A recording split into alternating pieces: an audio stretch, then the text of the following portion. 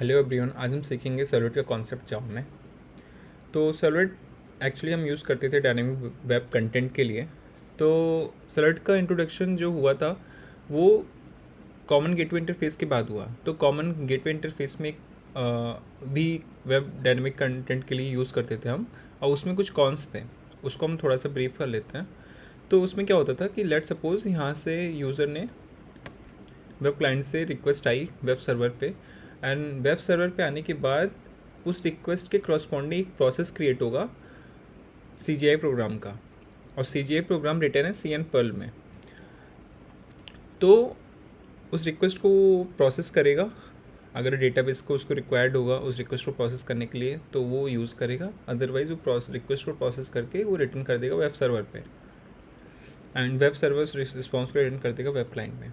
तो प्रॉब्लम वहाँ पे आती है, यहाँ पे let suppose thousands of request एक साथ एक टाइम पे वेब क्लाइंट से आए वेब सर्वर पे, एंड यहाँ पे थाउजेंड्स रिक्वेस्ट यहाँ पे एक्टिव हैं। यहाँ पे आप देख रहे हो 5 रिक्वेस्ट एक साथ एक्टिव हैं।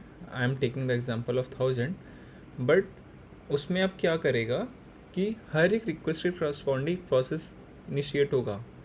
अगर थाउजेंड्स ऑफ रिक्वेस्ट हैं तो थाउजेंड्स ऑफ प्रोसेस क्रिएट होंगे, और थाउजेंड्स ऑफ प्रोसेस क्रिएट होने की वजह से CPU पे लोड बहुत बढ़ जाएगा और मेमोरी यूटिलाइजेशन भी बहुत हाई हो जाएगी। तो उस वजह से रिक्वेस्ट का जो रिस्पांस होता है, रिस्पांस टाइम, वो बहुत हाई हो जाता है। तो इस सिस्टम को हमें स्केल करने में प्रॉब्लम होती है, और ये स्लो भी हो जाता है, और इसका रीयूज़ भी बहुत लिमिटेड था। तो इन सब प्रॉब्लम्स को ओवरकम करने के लिए सर्वलेट का इंट्रोडक्शन हुआ। तो सर्वलेट क्या करता है, ये डायनेमिक वेब कंटेंट के लिए यूज़ होता है, सेम ऑब्जेक्टिव है, बट इसमें रिक्वेस्ट को प्रोसेस करने का तरीका थोड़ा सा अलग है। और क्योंकि सर्वलेट क्या है, सर्वलेट रन करता है inside JVM of web container. ये जो वेब कंटेनर है ना, इसके अंदर एक JVM होता है, जावा वर्चुअल मशीन, उसके अंदर ही सर्वलेट रन होता है। सर्वलेट का कॉन्सेप्ट जावा में थोड़ा सा अलग है। जब क्लाइंट साइड से रिक्वेस्ट आती है वेब सर्वर पे, तो उस रिक्वेस्ट को रिडायरेक्ट कर देता है वेब कंटेनर पे। वेब कंटेनर चेक करता है कि सर्वलेट का इंस्टेंस क्रिएट है या नहीं। अगर नहीं है तो वो सर्वलेट क्लास को लोड करता है, उसका ऑब्जेक्ट क्रिएट करता है, तब उस रिक्वेस्ट को प्रोसेस करता है। तो लेट सपोज मल्टीपल रिक्वेस्ट एक साथ यहाँ पे वेब सर्वर पे एक्टिव है, तो वो ये क्या करेगा, चेक करेगा कि रिक्वेस्ट चेक करेगा कि वेब कंटेनर चेक करेगा कि वेब कंटेनर का सर्वलेट का इंस्टेंस लोड है या नहीं। अगर नहीं है तो वो क्रिएट करेगा। क्रिएट करने के बाद जितने भी रिक्वेस्ट आए हैं उनके क्रॉसपॉन्डिंग एक नया थ्रेड क्रिएट करेगा। लेट सपोज 5 रिक्वेस्ट हैं तो 5 थ्रेड्स यहाँ पे क्रिएट हैं, पांचों रिक्वेस्ट को प्रोसेस करने के लिए एक साथ। तो यहाँ पे क्या होता है, ये लाइट वेट हो जाता है, क्योंकि यहाँ पे एक इंस्टेंस ही क्रिएट हुआ है वेब कंटेनर का, instead of 5 instance of web container. तो उसमें क्या होता था, कॉमन गेटवे इंटरफेस पे हर एक रिक्वेस्ट के क्रॉसपॉन्डिंग एक नया प्रोसेस क्रिएट होता था CGI प्रोग्राम का, बट यहाँ पे वेब कंटेनर का एक ही इंस्टेंस क्रिएट हो रहा है उन सारे रिक्वेस्ट को प्रोसेस करने के लिए with the help of multi threading. तो हर एक थ्रेड हर एक रिक्वेस्ट को प्रोसेस करेगा, और वो JVM यहाँ पे यूज़ होता है, तो शेयर्ड मेमोरी रहती है, तो इस वजह से ये लाइट वेट हो जाता है। तो ये रिक्वेस्ट यहाँ पे आता है रिक्वेस्ट को प्रोसेस करने के लिए, अगर डेटाबेस को इंटरेक्ट करना है तो करता है, नहीं तो वो अपने रिस्पांस को रिवर्ट करता है वेब सर्वर पे, वेब सर्वर रिडायरेक्ट कर देता है वेब क्लाइंट पे। तो ये सर्वलेट है ना, सर्वलेट का लाइफ साइकिल होता है, तो उसको समझने के लिए हम देखते हैं क्या करता है ये। तो यहाँ पे लाइफ साइकिल समझते हैं। जो ये इनिट मेथड होता है, ये इन्वोक होता है at the time of first request, और जब वेब सर्वलेट लोड होगा।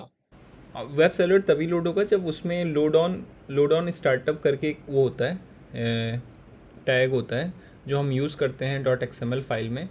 वो मेंशन करना पड़ता है हमें कॉन्फ़िगरेशन फाइल में कि सर्वलेट का इंस्टेंस कब क्रिएट होगा, at the time of first request, और जब वेब कंटेनर लोड होगा तभी हमें कर देना है। तो वो डिपेंड करता है, वो कॉन्फ़िगरेशन का पार्ट है। तो ये इनिट एक ही बार कॉल होता है, वेब कंटेनर इसको सर्वलेट कंटेनर इसको कॉल करता है। तो ये कॉल होने के बाद इंस्टेंस क्रिएट हो जाता है। फिर उसके बाद सर्वलेट कंटेनर कॉल इन्वोक करता है सर्विस मेथड को। यहाँ पे आपके रिक्वेस्ट को, यहाँ पे हमें रिक्वेस्ट, सर्वलेट का रिक्वेस्ट एंड सर्वलेट रिस्पॉन्स का ऑब्जेक्ट इसको पास करना होता है। तो इसमें अपने जो रिक्वेस्ट आई है ना यहाँ पे वेब सर्वर से वेब कंटेनर पे, इस रिक्वेस्ट को ये चेक करता है कि किस टाइप का है, गेट टाइप का है या पुट टाइप का है, पोस्ट टाइप का। उसी के हिसाब से ये इन मेथड को इन्वोक करेगा उस रिक्वेस्ट को प्रोसेस करने के लिए। जैसे ही रिक्वेस्ट को प्रोसेस हो जाएगा वो रिवर्ट कर देगा उस रिस्पॉन्स को, जेसन रिस्पॉन्स को यहाँ पे वेब सर्वर पे, और वेब सर्वर ट्रांसफ़र कर देगा वेब ब्राउज़र को। और जैसे ही वह सर्वलेट का यूज़ ख़त्म होता है तो ये सर्वलेट कंटेनर कॉल करेगा डिस्ट्रॉय मेथड को। ये क्या करेगा, जितने भी मेमोरीज, जितने भी थ्रेड्स हम यूज़ कर रहे थे, तो वो इस डिस्ट्रॉय मेथड के अंदर वो सारे स्टॉप हो जाएंगे। डेटाबेस के कनेक्शन कुछ ओपन होंगे तो वो क्लोज हो जाएंगे। सारे क्लीनअप के वर्क डिस्ट्रॉय मेथड में होते हैं। तो ये लाइफ साइकिल है। सर्वलेट इन 3 फेजेस के फेजेस पे होते हुए चलता है।